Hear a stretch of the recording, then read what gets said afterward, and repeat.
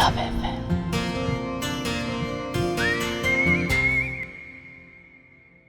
आर्या वर्मा शहर की सबसे अमीर लड़की, महंगी गाड़ियाँ, हीरे जवाहरात, विदेशों में घूमने की आजादी और एक ऐसा जीवन जो हर किसी का सपना होता है। लेकिन उसके पास जो नहीं था वो था अपने माता पिता का समय और स्नेह। उनके लिए पैसा कमाना जिंदगी की प्राथमिकता थी और आर्या की भावनाएं हमेशा उनकी योजनाओं के पीछे दब गई। आर्या अपनी बालकनी में खड़ी है। ठंडी हवा उसके चेहरे पर हल्के हल्के लग रही है। वो कमजोर और थकी हुई महसूस कर रही है। कमरे में हल्की धूप का उजाला फैला हुआ है। संजय चाय लेकर आता है। बेटिया, आजकल कुछ ज्यादा ही चुप रहती हैं। सब ठीक तो है ना? ठीक हूँ संजय काका, बस सोच रही हूँ क्या कभी मैंने किसी को प्यार किया है। प्यार? बेटिया, आपके पास सब कुछ है। प्यार सब चीजों से अलग होता है काका, जिसे महसूस करने के लिए ना पैसा चाहिए ना सामान, बस किसी का साथ चाहिए। आर्या की आवाज धीमी हो जाती है। वो अचानक लड़खड़ाती है और अपने सिर को थाम लेती है। बेटिया, क्या हुआ? आप ठीक तो है ना? आर्या जवाब देने की कोशिश करती है, लेकिन उसकी नजरें धुंधली होने लगती है। वो धीरे धीरे जमीन पर गिरने लगती है। बेटिया, संभालिए, मैं पानी लेकर आता हूँ। संजय घबराहट में पास की मेज से पानी का ग्लास उठाता है। आर्या के चेहरे पर पानी की छींटे मारता है। आपको डॉक्टर को दिखाना होगा बिटिया। आपकी तबीयत दिन ब दिन बिगड़ रही है। मैंने कई बार कहा आपसे, लेकिन आप सुनते ही नहीं हैं। आर्या अपनी आंखें धीरे धीरे खोलती है। उसकी सांस तेज चल रही है। वो कमजोर महसूस करती है, लेकिन खुद को संभालने की कोशिश करती है। काका, मैं ठीक हूँ। वो बस थोड़ी सी कमजोरी है। नहीं बेटिया, अब और नहीं। डॉक्टर को बुलाना होगा। आप ऐसे नहीं रह सकती। आर्या चुप हो जाती है। उसकी आंखों में एक अजीब सी उदासी और थकावट झलकती है। वो संजय की बात का विरोध नहीं करती। संजय उसे बिस्तर पर बिठाता है और कमरे से डॉक्टर को फोन करने के लिए निकलता है। आर्या खिड़की से बाहर देखती है, जहां सूरज डूब रहा है। क्या मेरे साथ किसी का होना इतना मुश्किल है? कमरे में गहरी खामोशी छा जाती है। बाहर से केवल हल्की हवा और पंछियों की आवाजें सुनाई देती है।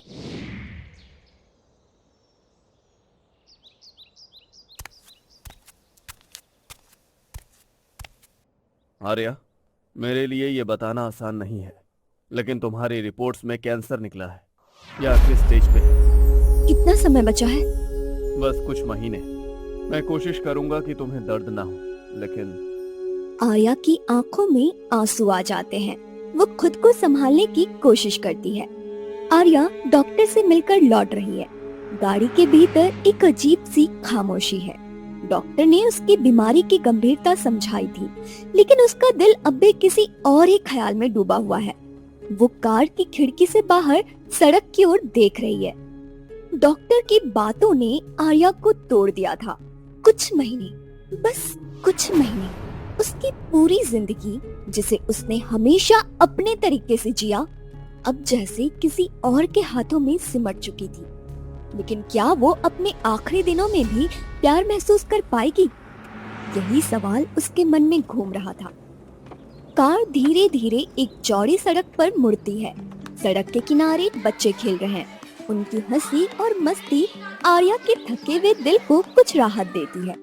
तभी उसकी नजर एक युवक पर पड़ती है। वो साधारण कपड़ों में है, लेकिन उसकी मुस्कान कुछ खास है। उस युवक में ऐसा कुछ था जो आर्या को तुरंत आकर्षित कर गया। उसके कपड़े साधारण थे, पर उसकी आंखों में गहराई थी। बच्चे उसके चारों ओर इकट्ठा थे। आर्या उसे कुछ देर तक देखती रही।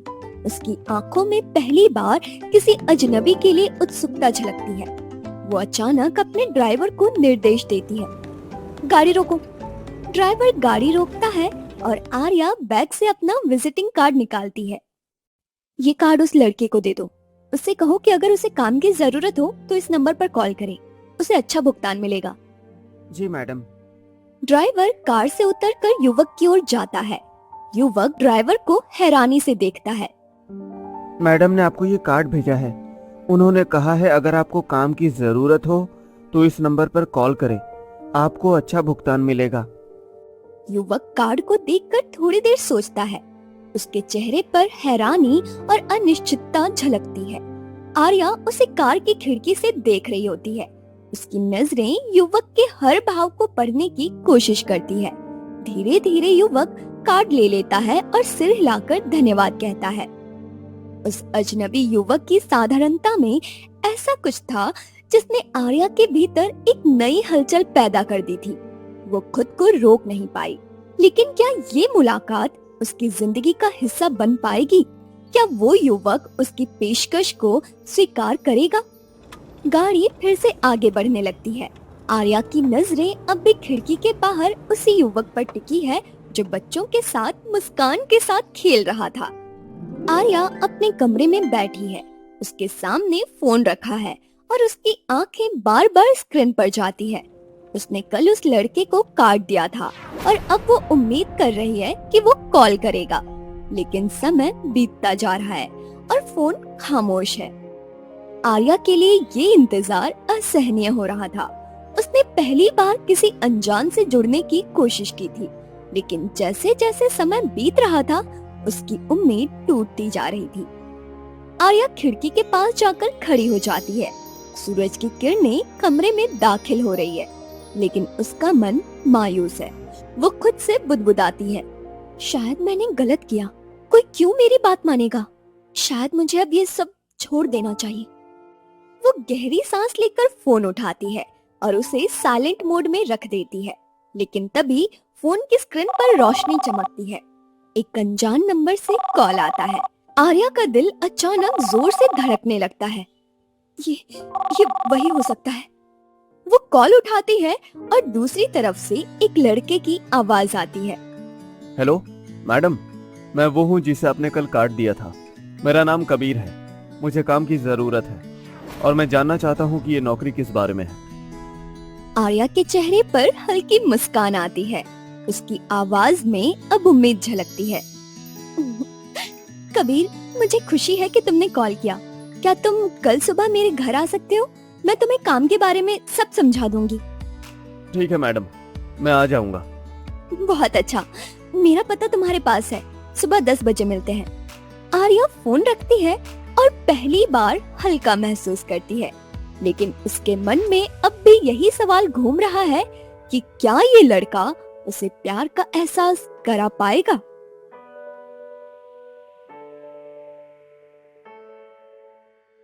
आर्या अपने लिविंग रूम में बैठी है। कबीर समय पर आता है। वो सादगी से तैयार है, लेकिन उसकी आंखों में आत्मविश्वास है। आर्या उसे बैठने का इशारा करती है। कबीर, पहले तो शुक्रिया कि तुम आए। मैं सीधा मुद्दे पर आना चाहती हूँ। तुम्हें इस काम के लिए हर महीने 1 लाख रुपए मिलेंगे। कबीर चौंक कर आर्या को देखता है। मैडम, इतनी बड़ी रकम? लेकिन मुझे करना क्या होगा? आर्या मुस्कुराती है, लेकिन उसकी आंखों में गहराई झलकती है। वो कुछ देर चुप रहती है, फिर धीरे से बोलती है। ये काम थोड़ा अलग है। मैं चाहती हूँ कि तुम। आखिर क्या काम था जो आर्या कबीर को इतने पैसे दे रही थी? लेकिन क्या ये रिश्ता पैसों तक सीमित रहेगा या इसमें कुछ और गहराई होगी? आर्या सोफे पर बैठी थी। उसके चेहरे पर गहरी गंभीरता थी। कमरे में एक अजीब सा सन्नाटा पसरा हुआ था, जिसे केवल घड़ी की धीमी टिक टिक तोड़ रही थी। कबीर उसके सामने खड़ा था। उसके हाव भाव में असमंजस झलक रहा था। आर्या ने धीरे और संयमित स्वर में कहा, कबीर, मैं सीधे मुद्दे पर आना चाहती हूँ। मैंने तुम्हें इसलिए बुलाया है क्योंकि मुझे किसी ऐसे इंसान की जरूरत है जो मेरा ख्याल रख सके। नर्स या असिस्टेंट की तरह नहीं, बल्कि मेरे पार्टनर की तरह, जो मेरे साथ रहे, मेरा साथ दे। तुम्हें 24 घंटे मेरे साथ रहना होगा, मेरे बॉयफ्रेंड की तरह। कबीर एकदम चौंक गया। उसकी आंखों में हैरानी और उलझन साफ झलक रही थी। वो कुछ पलों के लिए चुप रह गया, जैसे समझने की कोशिश कर रहा हो कि उसने सही सुना या नहीं। क्या आप ये क्या कह रही हैं? बॉयफ्रेंड? मैं ये समझ नहीं पा रहा हूँ। आर्या ने गहरी सांस लेते हुए कहा, मैं इसे मुश्किल नहीं बनाना चाहती। मुझे एक ऐसे साथी की जरूरत है जो हमेशा मेरे साथ हो, मेरे सुख दुख में मेरा साथ दे। ये सिर्फ एक काम है और इसके लिए तुम्हें हर महीने 1 लाख मिलेंगे। कबीर हिचकिचाते हुए उसे देखने लगा। कमरे में हल्की रोशनी थी जो आर्या के चेहरे पर पड़ रही थी और उसके गंभीर हाव भाव को और भी गहरा बना रही थी। उसे पैसों की जरूरत थी, लेकिन ये प्रस्ताव बहुत ही अजीब था। उसके मन में हजारों सवाल दौड़ने लगे। उसने पूछा, लेकिन ऐसा क्यों? आप तो इतनी अमीर हैं और आपके पास हर चीज है, आपको मेरी क्यों जरूरत पड़ी? आर्या हल्की मुस्कान के साथ बोली, हर चीज है कबीर, लेकिन प्यार और साथ नहीं। और मैं चाहती हूँ कि मेरी जिंदगी के इन दिनों में मुझे किसी का साथ मिले, बस। उसकी आवाज में हल्की उदासी थी जो कबीर ने महसूस की। कुछ पल तक कबीर असमंजस में पड़ा रहा। उसकी आंखों में जरूरत और संकोच के बीच संघर्ष चल रहा था। वो आर्या की आंखों में देखना चाह रहा था, लेकिन उसकी नजरें बार बार झुक रही थी। आखिरकार उसने गहरी सांस ली और सिर हिलाकर बोला, ठीक है मैडम, मैं ये काम करूंगा। मुझे पैसों की जरूरत है, लेकिन मुझे नहीं पता कि मैं ये सब कितनी अच्छी तरह से कर पाऊंगा।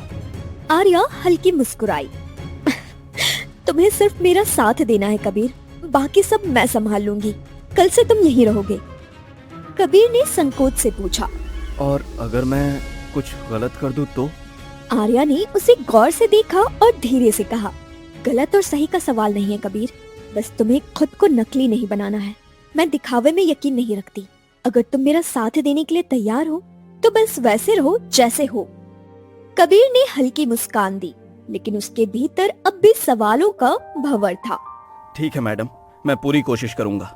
आर्या के चेहरे पर हल्की राहत झलकने लगी, जबकि कबीर अभी भी सोच में डूबा था। वो नहीं जानता था कि ये फैसला उसकी जिंदगी में क्या बदलाव लाने वाला है। कबीर अब आर्या के घर में रहने लगा था। शुरू में उनके बीच ज्यादा बातचीत नहीं होती थी। दोनों बस अपनी अपनी जगह रहते और सिर्फ जरूरत पड़ने पर बात करते। कबीर अपना काम ईमानदारी से करता। आर्या के लिए दवाई लाना, उसकी पसंदीदा किताबें ढूंढ कर देना या फिर उसके लिए अच्छी कॉफी बनाना। उधर आर्या भी उसे बस एक अस्थायी साथी की तरह देखती थी, जो एक समझौते के तहत उसकी जिंदगी में आया था। कबीर बहुत शांत और संयमित स्वभाव का था। वो कभी बेवजह सवाल नहीं करता। अगर आर्या चुप रहती तो वो उसे उसकी सोच में डूबा रहने देता। अगर वो थकी होती तो बिना कहे हर्बल टी बना देता। लेकिन फिर भी उनके बीच एक दूरी बनी हुई थी, एक अदृश्य दीवार जो उनके रिश्ते को सीमित कर रही थी। समय बीतने के साथ साथ दोनों को एक दूसरे की आदत पड़ने लगी। कबीर अब आर्या की छोटी छोटी पसंद नापसंद समझने लगा था। उसे पता था कि सुबह उठते ही उसे स्ट्रॉन्ग ब्लैक कॉफी चाहिए होती है और रात को सोने से पहले कोई हल्की किताब। उसे ये भी मालूम था कि जब आर्या उदास होती थी तो धीमे स्वर में लग जा गले कि फिर ये हंसी रात हो ना हो सुनना पसंद करती थी। कई बार वो बालकनी में बैठकर वही गाना सुनती रहती और कबीर चुपचाप उसे देखता रहता। एक सुबह जब हल्की ठंडी हवा चल रही थी, आर्या गार्डन में बैठी अपनी किताब पढ़ रही थी। कबीर चुपचाप उसके लिए कॉफी लेकर आया और टेबल पर रख दी। मैडम, आपकी कॉफी। उसने हल्की मुस्कान के साथ कहा। आर्या ने कॉफी उठाई, फिर एक पल उसे देखा और हंसते हुए बोली, कबीर, मुझे मैडम मत कहो, ये रिश्ता ऐसा नहीं है, बस आर्या कहो। कबीर थोड़ा झिझका, फिर सिर हिलाकर कहा, ओह अच्छा, ठीक है आर्या। आर्या ने हल्की मुस्कान के साथ पूछा, वैसे तुम्हें ये सब करना कैसा लग रहा है? कबीर ने बिना सोचे समझे जवाब दिया, सच कहूँ तो शुरुआत में मुझे बहुत अजीब लगा था कि बस ये एक काम है, लेकिन अब सब सामान्य लगने लगा है। आप बहुत ज्यादा सीधी हैं, आपके साथ रहना मुश्किल नहीं है। आर्या उसकी सादगी पर मुस्कुरा दी। वो उसे गौर से देखने लगी। जैसे उसकी बातों में सच्चाई को समझने की कोशिश कर रही हो। अब उनकी बातचीत भी बढ़ने लगी थी। कभी कभी आर्या खुद उससे बातें करने लगती।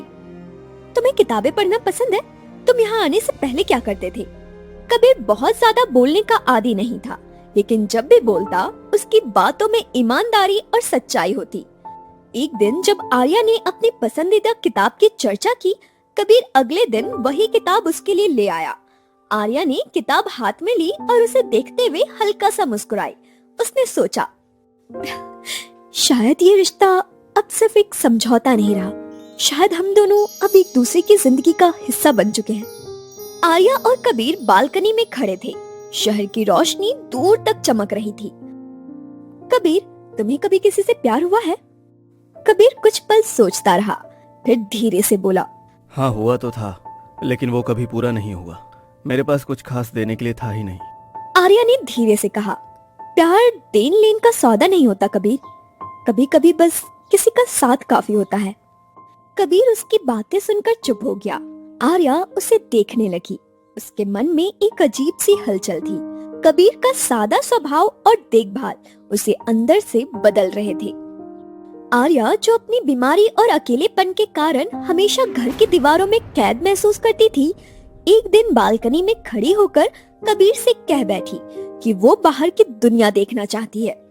कबीर, जो अब तक आर्या के साथ थोड़ा सहज हो चुका था, उसकी ये इच्छा सुनकर उसे एक लॉन्ग ड्राइव पर ले जाने का फैसला करता है। रात का समय था। आसमान में चांद अपनी पूरी रोशनी के साथ चमक रहा था। कबीर गाड़ी चला रहा था और आर्या खिड़की से बाहर हवा का आनंद ले रही थी। हल्का संगीत चल रहा था। अचानक गाड़ी एक शांत झील के पास आकर रुक गई। कबीर ने कहा, आर्या, यहाँ कुछ वक्त बिताते हैं। ये जगह मेरे दिल के बहुत करीब है। दोनों झील के किनारे उतर आए। झील का पानी चांदनी में चमक रहा था।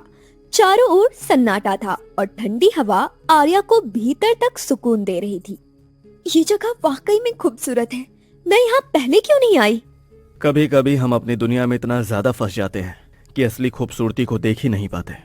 आर्या उसकी बातों में गहराई महसूस करने लगी। तभी हवा तेज हो गई और उसका दुपट्टा झील के पानी में गिर गया।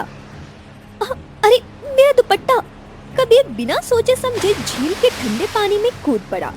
आर्या घबरा गई। कबीर, तुम पागल हो गए हो? पानी कितना ठंडा है! कबीर मुस्कुराया, बोला, आपके चेहरे की मुस्कान के लिए ठंड मायने नहीं रखती है। आर्या की आंखें नम हो गई। पहली बार उसे लगा कि कोई उसकी छोटी छोटी चीजों की इतनी परवाह कर सकता है। कुछ देर तक दोनों के बीच सिर्फ खामोशी थी।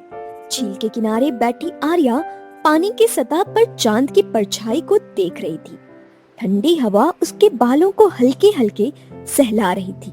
वो इस सुकून भरे पल को महसूस कर रही थी कि अचानक कबीर की धीमी मगर गहरी आवाज उसके कानों में गूंज उठी। हमको मिली है आज ये घड़ियां नसीब सी, जी भर के देख लीजिए हमको करीब से। आर्या चौंक गई। उसकी आंखें आश्चर्य से फैल गई। ये उसका सबसे पसंदीदा गाना था। मानो यकीन ही ना हो कि उसने सच में यही गाना सुना है। कबीर उसकी तरफ देखकर मुस्कुराया। आर्या की आंखों में एक अलग सी चमक थी। ये गाना उसके दिल के बहुत करीब था और अब इसे इस तरह कबीर की आवाज में सुनना कुछ था जो उसके भीतर हलचल मचा रही थी। बिना सोचे उसने भी गुनगुनाना शुरू कर दिया। फिर आपके नसीब में ये बात हो न हो, शायद फिर इस जन्म में मुलाकात हो न हो। दोनों की आवाजें आपस में घुलने लगी। लग जा गले, लग जा गले, लग जा गले से के फिर ये। ऐसा लग रहा था जैसे ये पल सिर्फ उनके लिए ठहर गया हो। चांदनी रात, ठंडी हवा, झील का शांत पानी और उसकी संगति, सब कुछ एक खूबसूरत जादू जैसा महसूस हो रहा था। रात का जादू अब भी आर्या के दिल में बसा हुआ था। कबीर उसे घर छोड़ने आया। आर्या, मैं थोड़े समय के लिए अपने एक दोस्त से मिलने जा रहा हूँ, तुम आराम करो, मैं थोड़ी देर में वापस आ जाऊंगा। आर्या मुस्कुराई, लेकिन जैसे ही वो अंदर गई उसे बेचैनी महसूस होने लगी। उसका मन कबीर के पास वापस जाने के लिए मचलने लगा। आखिरकार वो खुद को रोक नहीं पाई, लेकिन बाहर आकर जो सुना उसने उसकी दुनिया ही बदल दी। कबीर फोन पर अपने दोस्त से बात कर रहा था। अरे भाई, सोच भी नहीं सकता कि कोई इतना पागल हो सकता है। वो लड़की अपने साथ रहने के लिए मुझे महीने के 1 लाख रुपए दे रही है। यार अमीर लोग भी बहुत अजीब होते हैं, है ना? यार अमीर लोग भी बहुत अजीब होते हैं, है ना? यार अमीर लोग भी बहुत अजीब होते हैं, है ना? कबीर उसकी मौजूदगी से अनजान था। क्या आर्या अब भी कबीर को वैसे ही देख पाएगी? क्या कबीर को एहसास होगा कि उसने आर्या के दिल को चोट पहुंचाई है? क्या ये रिश्ता यहीं खत्म हो जाएगा, या ये सिर्फ एक नई शुरुआत होगी? कमरे में हल्की मध्यम रोशनी फैली हुई थी। खिड़की के पर्दे हल्की हवा से हिल रहे थे और बाहर चांदनी कमरे के एक कोने को रोशन कर रही थी। आर्या बिस्तर पर बैठी थी, तकिए को सीने से लगाए। उसकी आंखों में आंसू भरे थे। कांपते हाथों से उसने तकिए को कसकर पकड़ रखा था, मानो वही उसका आखिरी सहारा हो। उसके दिमाग में कबीर की बातें बार बार गूंज रही थी। अरे यार ये लड़की पागल है यार। हाँ, सिर्फ साथ में रहने के लिए मुझे पैसे दे रही है। कबीर की आवाज उसके भीतर चीरती चली गई। उसकी आंखों से आंसू बहने लगे। वो अपने अतीत के पलों में खो गई, जहां उसने कबीर के साथ बिताए हर लम्हे को जिया था। उसकी आंखों के सामने पहली मुलाकात का दृश्य तैरने लगा।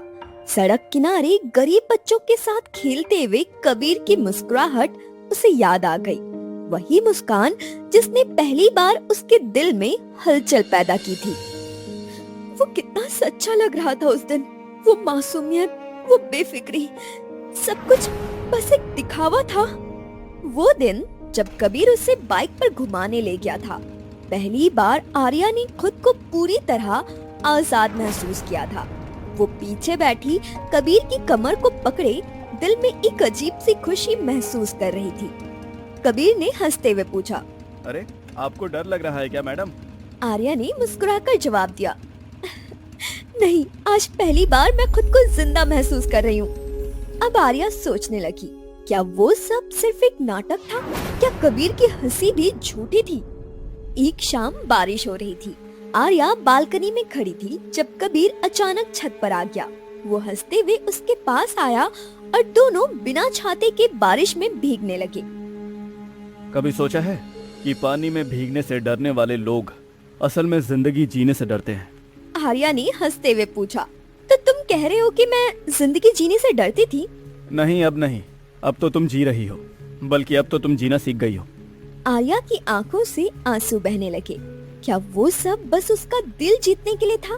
क्या वो पल सच में उसके लिए भी खास था?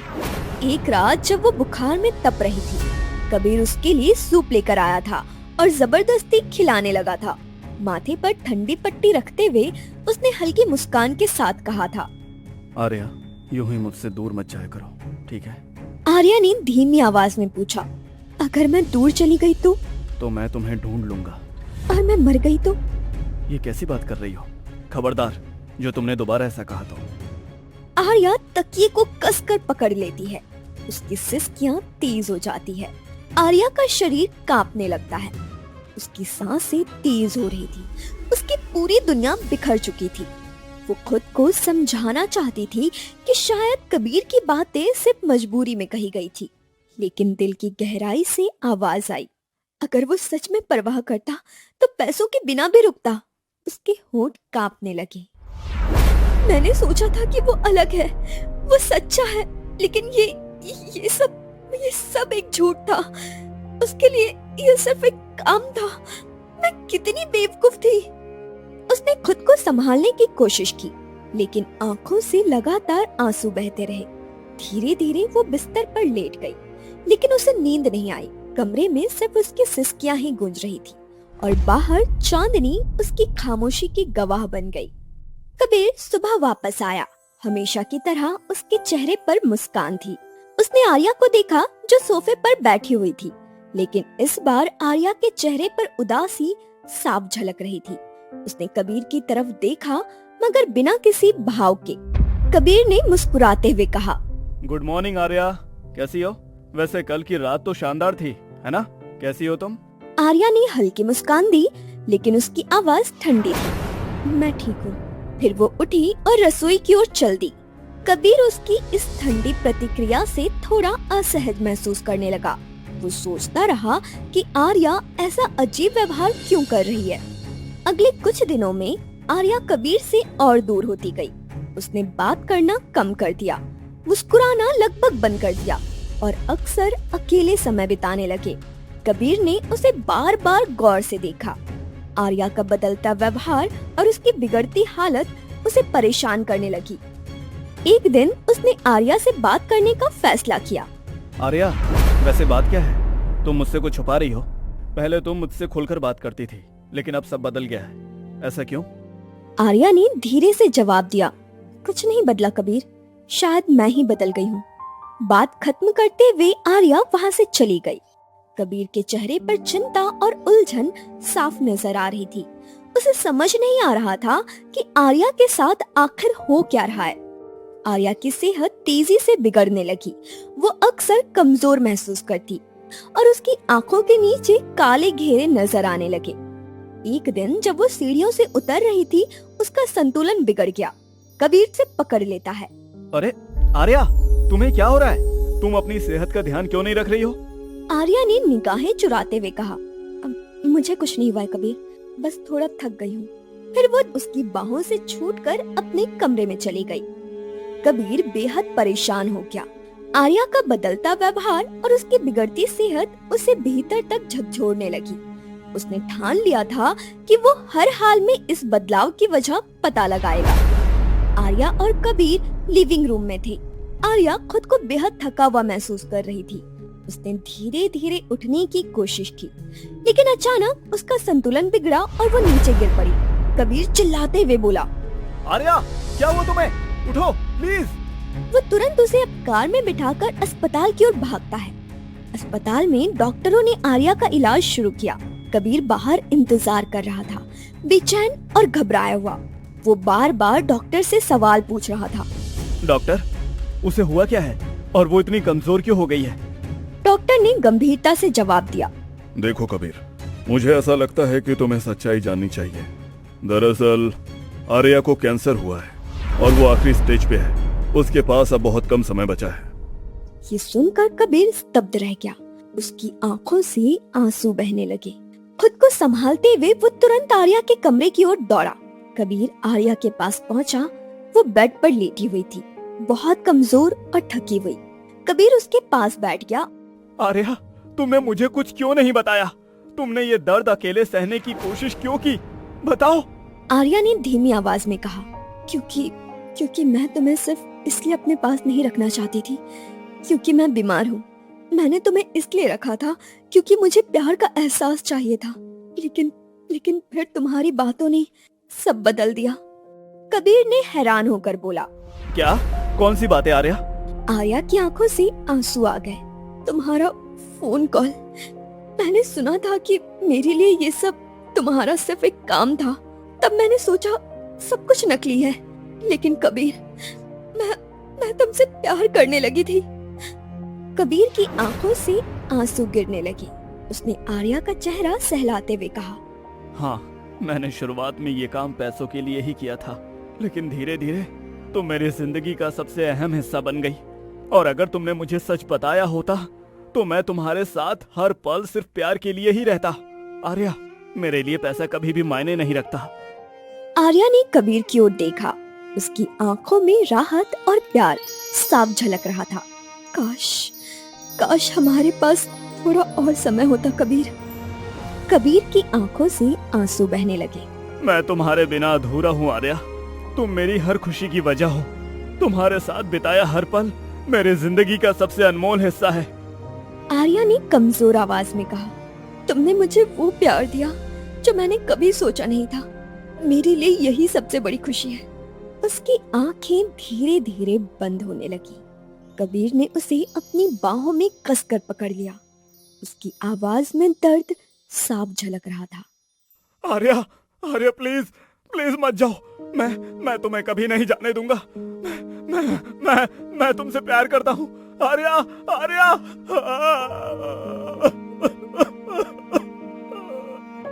आर्या हल्की मुस्कान के साथ उसकी बाहों में अंतिम सांस ले रही थी। कबीर फूट फूट कर रोने लगा। उसकी मुस्कुराती हुई छवि उसकी आंखों में बसी रह गई।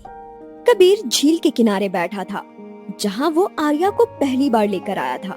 वो आसमान की ओर देख रहा था, जहाँ चांद अपनी पूरी चमक के साथ चमक रहा था। उसके हाथ में आर्या का दुपट्टा था, जिसे वो कसकर पकड़े बैठा था। उसने अपने आप से कहा, तुम्हारा प्यार मेरे साथ हमेशा रहेगा आर्या। तुमने मुझे सिखाया कि प्यार आखिर होता क्या है। तुम्हारी यादें मेरी जिंदगी का हिस्सा बन चुकी हैं। उसी समय आसमान में एक तारा टूटा। कबीर हल्की मुस्कान के साथ उसे देखने लगा, मानो आर्या उसे विदा कह रही हो।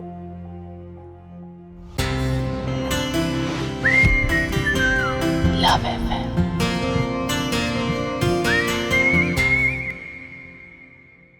सिद्धार्थ और रिया कॉलेज के सबसे चर्चित कपल के रूप में जाने जाते हैं।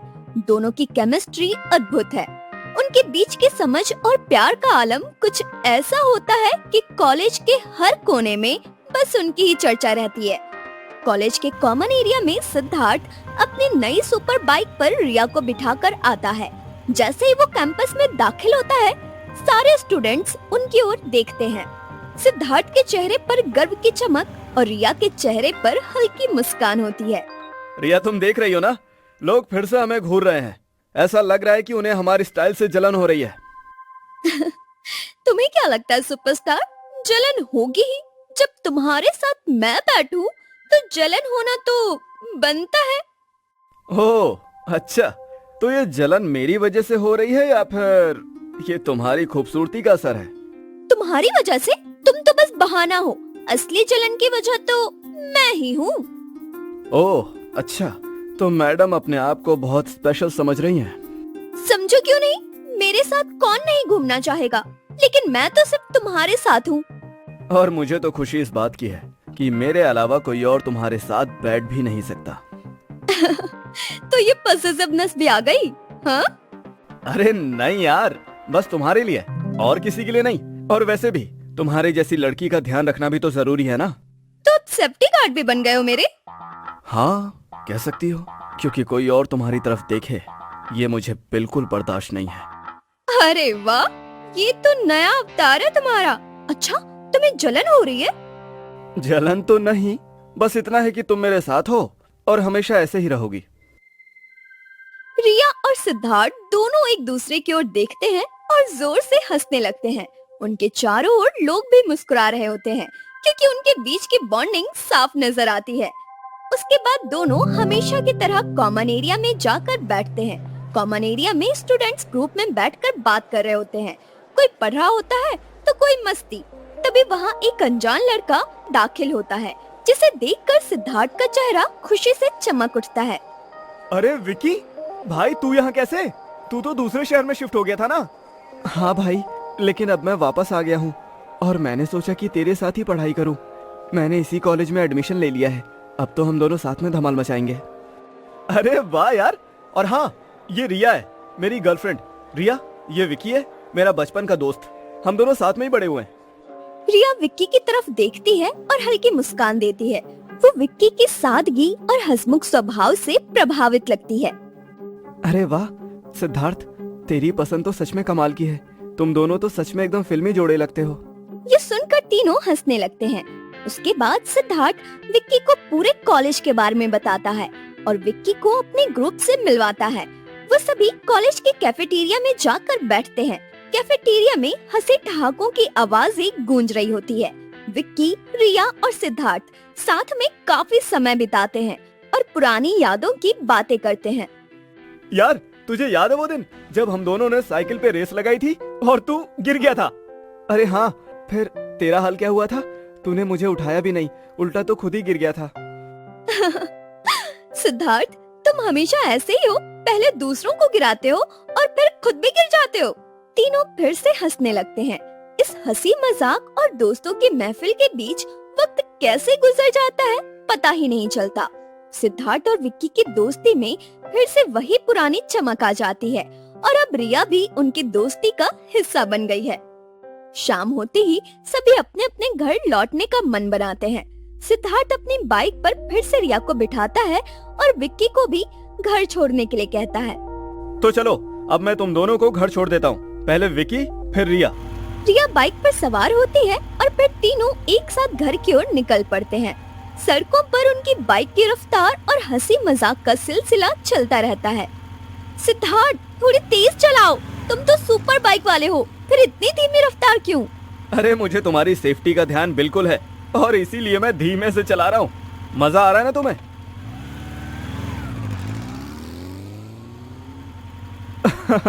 सेफ्टी का ध्यान रखने वाला तो सिद्धार्थ आखिरी इंसान होगा। ये हमेशा जोखिम उठाने में माहिर है। ठीक है यार, कल मिलते हैं। और हाँ, मैं किसी दिन तुम्हारी सुपर बाइक भी ट्राई करूंगा। जरूर यार, कल फिर से धमाल करेंगे। ठीक है, बाय। विक्की घर की ओर चला जाता है और सिद्धार्थ रिया को छोड़ने के लिए आगे बढ़ता है। रिया सिद्धार्थ के कंधे पर अपना सिर टिका लेती है और दोनों के बीच एक प्यारी खामोशी छा जाती है। घर पहुंचने के बाद रिया सिद्धार्थ को अलविदा कहती है और रिया घर के अंदर चली जाती है। सिद्धार्थ भी मुस्कुराते हुए वापस अपने घर की ओर निकल पड़ता है। अगले कुछ दिनों में सिद्धार्थ, रिया और विक्की ऐसे ही अपना हर दिन एक साथ गुजारने लगे। विक्की और रिया के बीच भी अच्छी दोस्ती होने लगी। विक्की अक्सर रिया की मदद करता, खासकर पढ़ाई में, और सिद्धार्थ को ये सब देखकर खुशी होती है कि उसकी गर्लफ्रेंड और बेस्ट फ्रेंड एक दूसरे के अच्छे दोस्त बन गए हैं। एक दिन वो तीनों हमेशा की तरह कैफेटेरिया में बैठे हुए थे। तब सिद्धार्थ विक्की से कहता है, यार विक्की, दरअसल मुझे आज कुछ काम है और रिया को भी कुछ सब्जेक्ट्स में मदद चाहिए। तू उसकी मदद कर देगा? और हाँ, उसे घर ड्रॉप कर सकता है? अरे क्यों नहीं यार, मैं हूँ ना, तू चिंता मत कर। तुम्हारा शुक्रिया विक्की, तुम दोनों सच में कितने अच्छे हो। इसके बाद सिद्धार्थ वहाँ से चला जाता है। तो बताओ रिया मैडम कि तुम्हें कौन कौन से सब्जेक्ट्स में दिक्कत है? मैथमेटिक्स, फिजिक्स या फिर केमिस्ट्री? केमिस्ट्री? अरे केमिस्ट्री में तो मैं बहुत अच्छा हूँ। क्या तुमने अब तक नोटिस नहीं किया? अच्छा बेटे, तुम सिद्धार्थ के दोस्त हो इसलिए, वरना तुम्हें अच्छा जवाब देती। अब ज्यादा बनो मत और पढ़ाई पर ध्यान दो। चलो। अच्छा हाँ, पढ़ाई से याद आया, तुम्हारी वो फ्रेंड है ना? कौन? अरे वही चश्मिश लड़की जो हमेशा लाइब्रेरी में किताबों के ढेर के पीछे छुपी रहती है। अच्छा, निशा की बात कर रहे हो? लगता है बच्चों तुम्हारी केमिस्ट्री में कुछ लोचा लग रहा है। नहीं नहीं, ऐसा कुछ नहीं है। मैं तो बस अपने जनरल नॉलेज के लिए पूछ रहा था।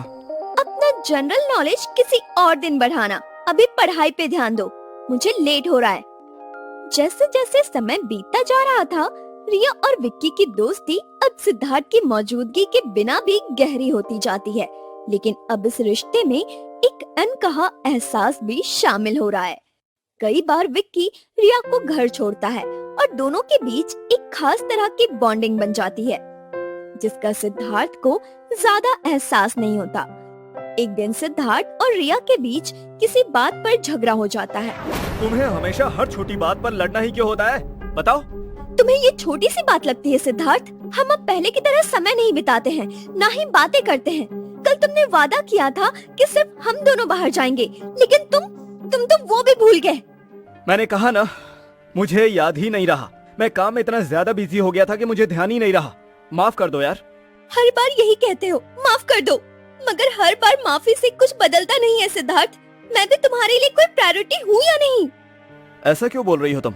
देखो, तुम मेरे लिए बहुत इम्पोर्टेंट हो और ये काम का दबाव है, समझने की कोशिश करो। तुम्हारी ये इम्पोर्टेंस सिर्फ कहने तक ही क्यों है सिद्धार्थ? काम तो हमेशा रहेगा, मगर हमारे पास वक्त धीरे धीरे कम होता जा रहा है। देखो रिया, मैं पूरी कोशिश करता हूँ कि मैं तुम्हें समय दे सकूं, और ये सब मेरे करियर के लिए है, तुम्हारे और मेरे लिए। तो क्या मेरा करियर नहीं है? क्या मेरे सपने नहीं है? लेकिन मैं फिर भी तुम्हारे लिए वक्त निकालती हूँ। तुमसे तो बस यही उम्मीद थी कि थोड़ी अहमियत मिले, बस। ओह अच्छा, I mean, ठीक है, तो आपसे प्रॉमिस, तुम्हें पूरी अहमियत मिलेगी, कोई शिकायत नहीं होगी, ठीक है? हर बार यही कहते हो, लेकिन इस बार चाहती हूँ कि सच में महसूस हो कि हम दोनों की अहमियत बराबर है। अरे पक्का वादा रिया, और अब से मैं हर छोटी बड़ी चीज का ध्यान रखूंगा। ये आखिरी बार है जब मैं तुमसे माफी मांग रहा हूँ। चलो देखते हैं इस बार तुम्हारा प्रॉमिस कितने दिन चलता है। दोनों के बीच का गुस्सा अब थोड़ा कम हो जाता है और सिद्धार्थ उसे मनाने की कोशिश करता है। सिद्धार्थ और रिया के बीच अक्सर छोटे मोटे झगड़े होने लगते हैं, लेकिन रिया को लगता है कि ये सब एक फेज है और सब ठीक हो जाएगा। एक दिन सिद्धार्थ और रिया कैंपस के कैफेटेरिया में बैठकर बातें कर रहे होते हैं। रिया पढ़ाई को लेकर परेशान लगती है और सिद्धार्थ उसकी मदद करने का प्रयास करता है, लेकिन उसका ध्यान कहीं और ही होता है। सिद्धार्थ, तुम सुन भी रहे हो मैं जो कह रही हूँ? मुझे इन सब्जेक्ट्स में सच में परेशानी हो रही है और तुम मेरी मदद करने की जगह फोन पर लगे हुए हो। सॉरी रिया, बस एक जरूरी मैसेज चेक कर रहा था। और हाँ, तुम पढ़ाई की टेंशन मत लो, मैं विक्की से बात कर लूंगा, वो तुम्हें अच्छे से पढ़ा देगा, क्योंकि वैसे भी वो इन सब चीजों में मुझसे बेहतर है। विक्की, तुम क्यों नहीं? मैं हूँ ना, लेकिन मैं फिलहाल कुछ प्रोजेक्ट्स और असाइनमेंट में फंसा हुआ हूँ। मैं विक्की को बोल देता हूँ, वो तुम्हें आसानी से समझा देगा। रिया थोड़ी सोच में पड़ जाती है, लेकिन कुछ कहती नहीं। सिद्धार्थ ने बात को हल्के में लिया, पर रिया के मन में कुछ सवाल उठने लगे। अगले कुछ दिनों में रिया और विक्की की मुलाकातें बढ़ने लगती हैं। अब वे पढ़ाई के अलावा भी समय साथ बिताने लगते हैं। सिद्धार्थ अक्सर व्यस्त रहता है और उसे इस बात का एहसास नहीं होता कि रिया और विक्की के बीच की दोस्ती अब एक अलग ही मोड़ ले रही है। एक शाम रिया को कुछ नोट्स की जरूरत होती है, तो वो विक्की को कॉल करती है। हाय विक्की, क्या तुम आज शाम को फ्री हो? मुझे कुछ नोट्स की जरूरत है। अरे रिया, मैं तुम्हारे लिए तो हमेशा फ्री हूँ, बताओ कब मिलना है? कैफेटेरिया में मिलते हैं शाम को, ठीक है? शाम होते ही विक्की और रिया कैफेटेरिया में मिलते हैं। विक्की रिया को नोट समझा रहा होता है और दोनों के बीच बातें चल रही होती है। अचानक रिया एक सवाल पूछती है। विक्की, तुम्हें कभी ऐसा लगता है कि सिद्धार्थ मुझसे दूर जा रहा है? अरे तुम ऐसा क्यों कह रही हो? देखो, सिद्धार्थ तुम्हें बहुत प्यार करता है, वो थोड़ी जिम्मेदारियों में फंसा हुआ है। मुझे भी पता है कि वो मुझसे प्यार करता है, पर कभी कभी ऐसा लगता है कि वो मुझे समझ नहीं पाता। रिया, रिश्तों में उतार चढ़ाव आते रहते हैं, बस थोड़ा धीरज रखो तुम। शायद ये मेरी ही गलती है कि मैं इतनी उम्मीदें रखती हूँ, पर क्या प्यार में ये सब नॉर्मल नहीं होता? बिल्कुल नॉर्मल है रिया, तुम्हारी फीलिंग्स एकदम जायज है, और शायद सिद्धार्थ को अभी तक एहसास ही नहीं हुआ कि उसकी छोटी छोटी बातें तुम्हें इतना प्रभावित करती हैं। लेकिन कितनी बार बताऊं उसे? कभी कभी मुझे लगता है कि मैं ही ज्यादा सोच रही हूँ। क्या ये सब उसे भी महसूस होता है? हो सकता है रिया, हर किसी का प्यार करने का तरीका अलग होता है, और शायद सिद्धार्थ अलग तरह से प्यार दिखाता है, पर इसका ये मतलब नहीं कि वो तुम्हारे लिए कम महसूस करता है। लेकिन मुझे उसकी जरूरत सिर्फ तब नहीं है जब वो फ्री हो। मुझे चाहिए कि वो मेरे लिए वक्त निकाले, चाहे कितनी भी मुश्किल हो। तो क्यों ना एक बार तुम उससे बिना किसी गुस्से के इस बारे में बात करो, और शायद उसे पता चल जाए कि कितना खास महसूस कराना चाहिए। और अगर कुछ भी हो, मैं हमेशा तुम्हारे साथ हूँ। थैंक यू विक्की, सच में तुमसे बात करके मुझे हमेशा अच्छा लगता है। तुम सच में बहुत अच्छे दोस्त हो। तुम्हारा नजरिया चीजों को आसान बना देता है। देखो रिया, कोई भी परेशानी हो तुम मुझे कॉल कर सकती हो, मैं हमेशा तुम्हारे लिए हूँ। इस बातों के बीच रिया खुद को थोड़ा हल्का महसूस करती है और उसे समझ में आता है कि शायद उसे सिद्धार्थ से खुलकर बात करनी चाहिए। एक दिन सिद्धार्थ और रिया कॉलेज के गार्डन में बैठकर बात कर रहे होते हैं। रिया की अपेक्षाएं और सिद्धार्थ की व्यस्तता के कारण उनके बीच बहस शुरू हो जाती है। रिया, तुम हर छोटी छोटी बातों को इतना बड़ा बना देती हो, और हर समय मुझे ही क्यों समझना पड़ता है? मैं सिर्फ इतना चाहती हूँ कि तुम मेरे साथ समय बिताओ, लेकिन तुम हमेशा बिजी रहते हो। तो क्या मैं सिर्फ तुम्हारे लिए अपनी पढ़ाई और बाकी काम छोड़ दूं? ये पॉसिबल नहीं है रिया। रिया की आंखों से आंसू आ जाते हैं और वो कुछ कहने के लिए तैयार होती है, तभी सिद्धार्थ गुस्से में वहाँ से उठकर चला जाता है। मैं जा रहा हूँ, तुम खुद ही देख लेना क्या करना है। रिया अकेली खड़ी रह जाती है और उसकी आंखों से आंसू बहने लगते हैं। उसे समझ नहीं आता कि वो क्या करे। तभी विक्की वहाँ आता है, जो शायद किसी और काम से वहाँ पहुँचा था। रिया, तुम ठीक तो हो ना? क्या हुआ तुम्हें? रिया कुछ नहीं कहती, बस विक्की के गले लग जाती है और जोर जोर से रोने लगती है। शांत हो जाओ रिया, सब ठीक हो जाएगा। विक्की रिया के बालों को हल्के से सहलाते हुए उसे चुप कराने की कोशिश करता है।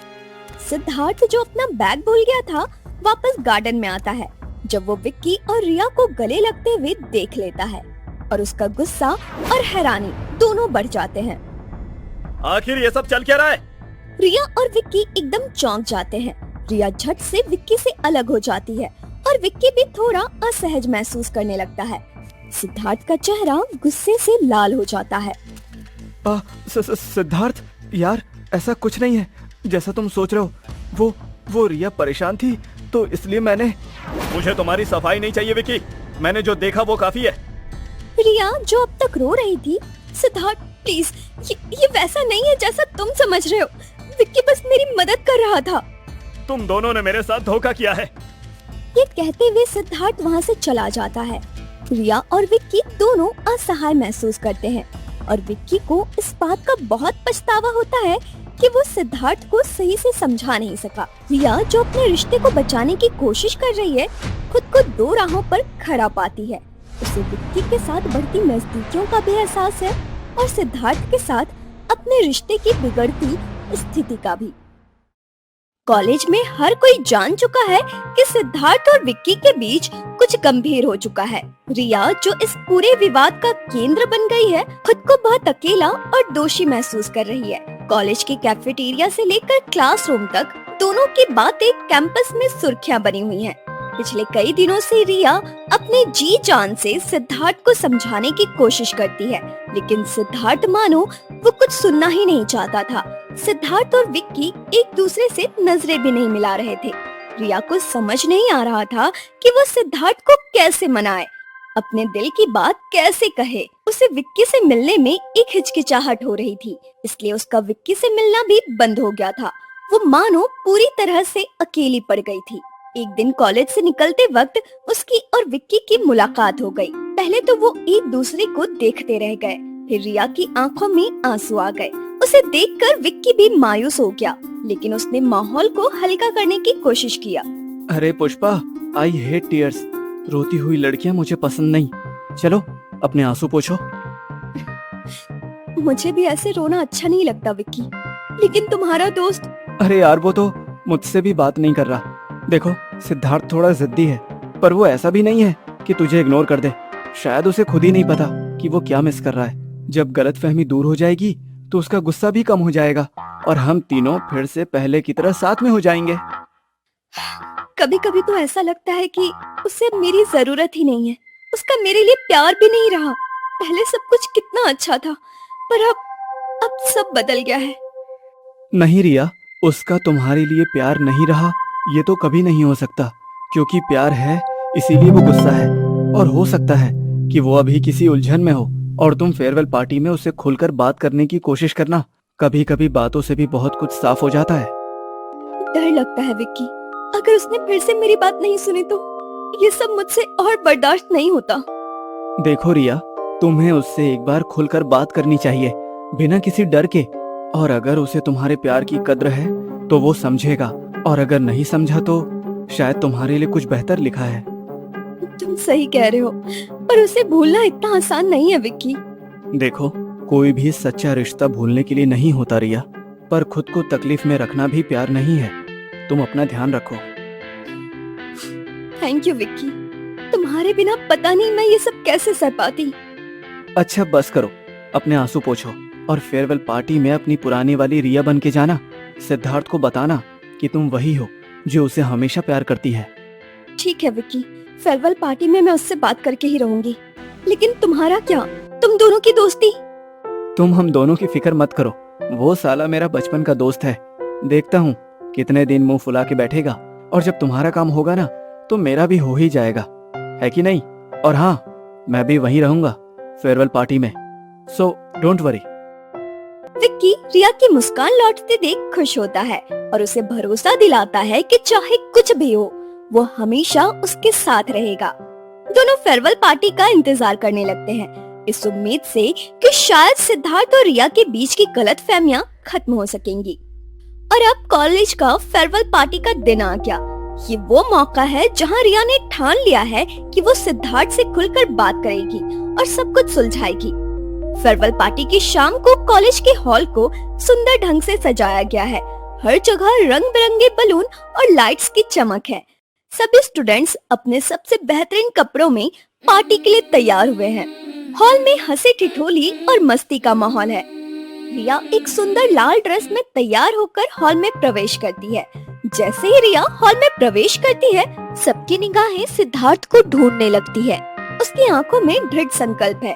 वो जानती है कि आज उसे सिद्धार्थ से बात करनी है। दूसरी ओर सिद्धार्थ भी पार्टी में मौजूद है, लेकिन उसकी आंखों में थोड़ी उदासी और गुस्सा दोनों साफ झलक रहा है। उसकी नजर बेहद खूबसूरत दिख रही रिया पर पड़ती है। एक पल के लिए तो वो उसे गले लगाने जाने ही वाला होता है कि वो विक्की को देखता है, जो मुस्कुराते हुए रिया का वेलकम करता है, जिसे देखकर वो अपना मुंह फेर लेता है। वेलकम डियर, आज के मिशन के लिए रेडी हो ना? यस, बिल्कुल रेडी। कुछ समय बाद फेयरवेल पार्टी के इवेंट शुरू होते हैं। कुछ स्टूडेंट्स अपने कॉलेज के अनुभवों को साझा करते हैं। रिया चुपचाप एक कोने में खड़ी होकर सब कुछ देख रही होती है, लेकिन उसका ध्यान पूरी तरह से सिद्धार्थ पर टिका होता है। सिद्धार्थ भी चोरी चोरी उन दोनों पर नजर रखे हैं। सिद्धार्थ को उन दोनों का साथ में देखना अब सहन नहीं होता और वो पार्टी छोड़कर जाने लगता है। देखो विक्की, वो जा रहा है। तुम अभी स्टेज पे जाओ, मैं उसे रोकता हूँ। ये कहकर विक्की तेजी से सिद्धार्थ के पास जाता है। सिद्धार्थ, रुक जा यार। तू कौन होता है मुझे रोकने वाला, और क्यों रुकूं मैं यहाँ पे? हाँ, तुम दोनों का याराना देखने के लिए? यार, तू जैसा समझ रहा है वैसा कुछ भी नहीं है। जरा अपने दिल से पूछ। अपने दोस्ती को और अपने प्यार को ऐसे मैला मत कर। प्लीज अभी रुक जा मेरे भाई, तुझे अपनी दोस्ती का वास्ता। आखिरकार रिया अपने अंदर की सारी हिम्मत जुटाकर स्टेज पर जाने का फैसला करती है।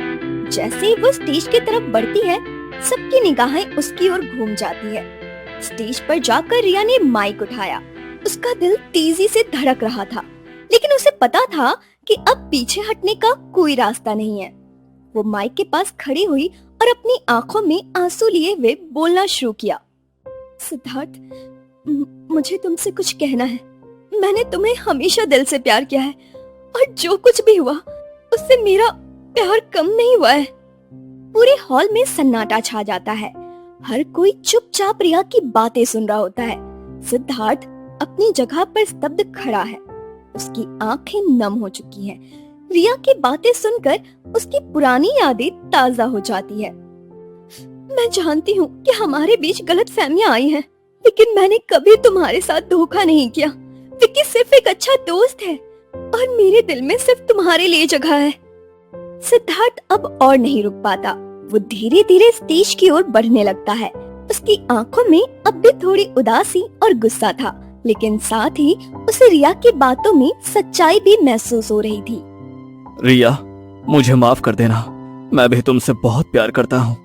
शायद मैं ही तुम्हें समझ नहीं पाया। रिया की आंखों के आंसू खुशी में बदल जाते हैं। सिद्धार्थ उसके पास आता है और दोनों एक दूसरे को गले लगा लेते हैं। पूरे हॉल में तालियों की गड़गड़ाहट गूंजने लगती है। हर कोई इस प्यार भरे पल को देखकर खुश होता है। इस पूरे घटनाक्रम के बीच विक्की पीछे खड़ा है। उसके चेहरे पर हल्की मुस्कान है, लेकिन उसके दिल में थोड़ी निराशा भी है। उसने कभी भी रिया के लिए प्यार का इजहार नहीं किया था, क्योंकि वो जानता था कि वो सिद्धार्थ और रिया के बीच नहीं आ सकता। तभी पार्टी में एक लड़की जिसका नाम निशा है, विक्की के पास आती है। निशा लंबे समय से विक्की को पसंद करती थी, लेकिन उसे कहने का कभी मौका नहीं मिला था।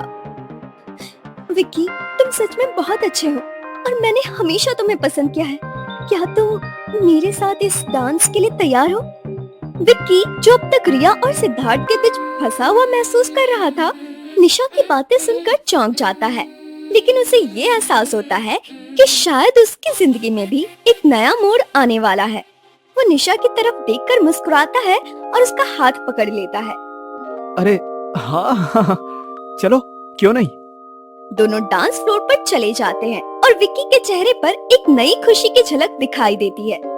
फेयरवेल पार्टी के बाद सभी स्टूडेंट्स अपने अपने रास्तों पर आगे बढ़ने लगते हैं। सिद्धार्थ और रिया के बीच की गलतफहमियां दूर हो जाती हैं और उनके बीच का प्यार और मजबूत हो जाता है। वहीं विक्की के जीवन में भी निशा के साथ एक नई शुरुआत होती है।